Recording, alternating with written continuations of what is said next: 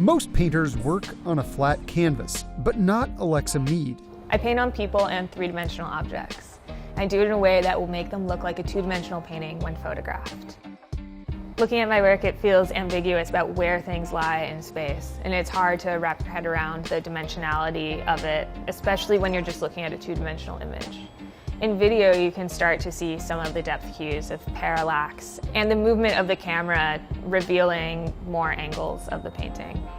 Mead calls her work reverse trompe-l'œil because instead of painting on a two-dimensional surface to trick the eye and brain into seeing a three-dimensional object, she's flattening three dimensions into two. This isn't forced perspective. It works from every possible angle that you could approach it. I paint on the back sides of things. I paint on the underside of tables. Every surface within a scene will be covered in a mask of paint, and this mask of paint will reference what's directly below it. It'll exaggerate it or accentuate some minor details or flaws that will give it that painterly edge and really change the way that you would perceive depth within the scene.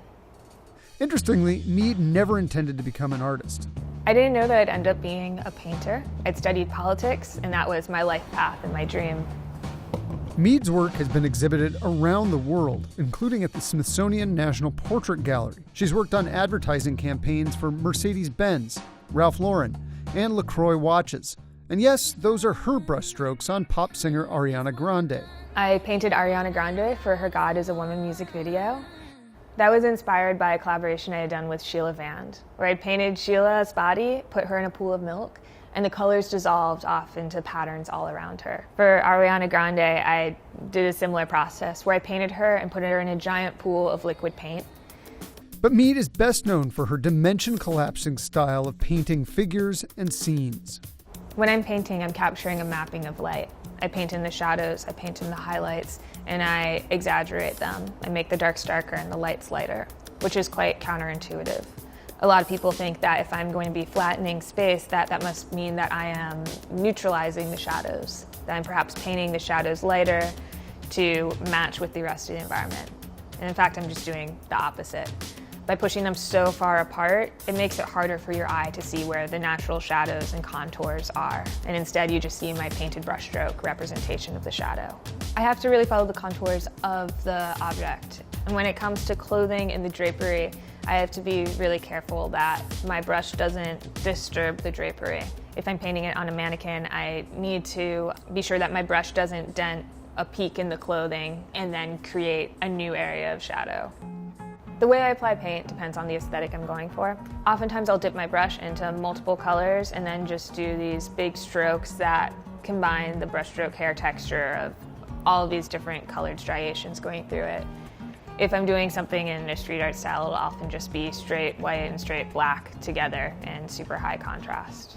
I'll use brushes that you would normally see artists painting with. I'll also use giant brooms. If I'm painting a wall that's 36 feet wide and I have to make it look like an impressionist painting, I can't be using a brush that wide. I need to have something that's on an 8-foot handle and just sweeping it onto the walls. The illusion is most effective when I am painting things that have extreme depth to them. The more 3D an object is, the more startling the collapse of space appears. Whereas if I'm painting something that has shallow depth and I try to flatten it, you see that little bit of depth and it's not as convincing. It's almost paradoxical that to really flatten something, I have to start with something that has extreme volume. Human bodies have a lot of volume to work with. I use different paints on the skin than I use for everything else. There's usually very little surface area of the body that I'm physically painting on. It's usually just the face and the hands. And in that case, I am always using on the body a special paint that is safe for the skin. But learning how to apply paint to a person to make it look like a painting of a person took a lot of trial and error. Earlier in my career, as I was developing this style, I wanted to see how lifelike I could make the paintings. Sometimes if I paint a subject too smoothly and too close to reality, there's an uncanny valley effect, where it just looks like a human who's wearing too much makeup rather than a painted portrait. Her work can at times seem like a Banksy-style street art come to life, or an impressionist portrait made real. But that's because it's a collaboration with her models. When a painter is painting on canvas. They're capturing one particular expression of the model, or in Cubism, perhaps multiple expressions at once. But it's a single image, and it's largely decided by the artist how that person will be portrayed. In my work, I'm painting physically on the person. And so even though it might be my decision where I'm putting down the brushstrokes and the color palette, the human still shines through. And in the photography, there's micro expressions, there's the look in the eyes. And something that's really fun about that is that people are dynamic, and you can capture interesting things on video that you might not ordinarily be able to capture with a two-dimensional painting. One of my favorite paintings was of a friend of mine from high school who proposed to his girlfriend as living street art. That was a real proposal. She had no idea it was coming,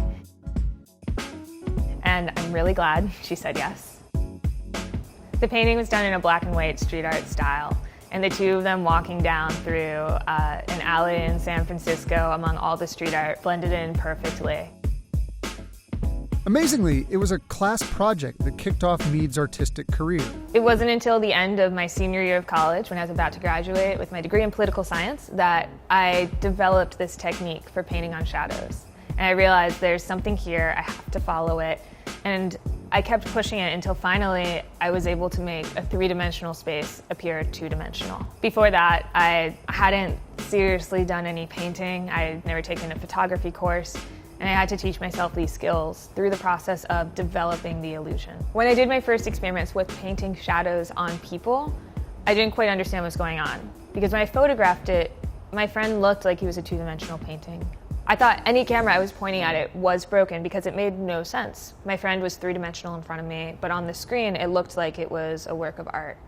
And I decided, I don't know what this is, but I have to play with it and see what happens and do more and develop it. I remember showing my professor the photos of my painted friend, and he completely didn't get it. And he told me that this looks like you could have made it in Photoshop, and if that's the case, maybe you should have just made it in Photoshop.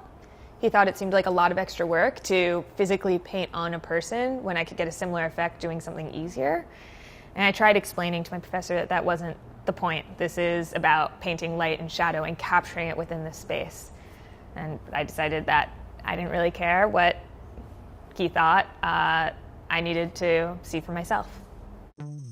Since then, she's pushed her technique, developing ways to cover entire three-dimensional objects, even rooms, so that they appear to be flattened paintings from any angle. I'm interested in playing with perception, creating something that looks one way, but in reality is something completely different, finding different layers to peel back and look through. Mead's most recent work is a project as one of Google's artists in residence. She's painting an installation scene and props for the tech company's Los Angeles offices, and later to be explored in augmented reality. I'm working with Google to capture my artwork using light field technology so that the 3D nature of it in real life can then be preserved digitally as well.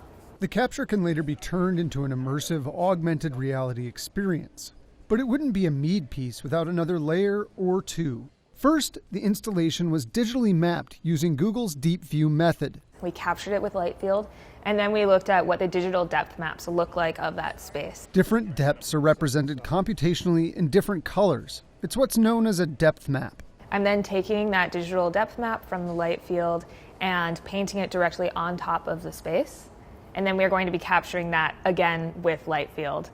It's quite meta. It's going from the physical 3D to the computational photography's interpretation of the 3D, painting that back onto reality, and then capturing it once more. Something that's been surprising me is that no matter what type of style I paint in, the effect will still appear to be a two-dimensional painting. It's not reserved for impressionistic style. It also works in a street art style, pop art style. And now in this project, I'm using a digital imaging style of the classic depth map to turn it not into a painting, but into something that looks like a two-dimensional computer graphic. And of course, there will be a painted figure in the scene as well. That's where Mead finds her work resonates most with viewers. There's aspects of the final image that I'm able to influence, but not necessarily able to control. And that has to do with how the model is holding themselves in front of the camera. That could do with the micro expressions, the tension in the face, the look in the eyes. And so much of that has to come forth through the model. It's almost like a collaboration because it's both parties coming together to create this look. In the future, Mead is hoping to push her work with other collaborations. I'm interested in collaborating with more scientists, engineers, mathematicians, people working in these different fields to create artwork together.